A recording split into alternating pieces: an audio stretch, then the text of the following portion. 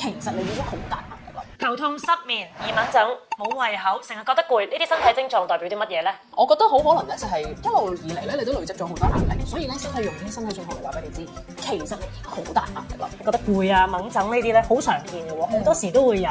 有啲人就會覺得係咪天氣唔好啊？定係咦我咁啱嗰日冇胃口啫，或者今日心情唔好啫，冇乜嘢嘅。咁好多人都咁諗咧。10個香港人裏邊咧，其實10個香港人都會有。如果你身體有啲咩症狀，用身體嘅辦法，其實一路以嚟都唔係話好有效咁解決啦，可能係一啲深層次啲嘅原因導致啦。咁但係個問題，如果你係連續幾日都係咁，甚至乎成日出現，咁其實就係一啲壓力嘅信號。如果你有壓力，我哋應該係要諗一啲方法去回應同埋處理呢啲壓力。人係有一個臨界點嘅，即係可能你長期失眠啦，可能3幾個月去到一個點咧，你係會忍受唔到嘅。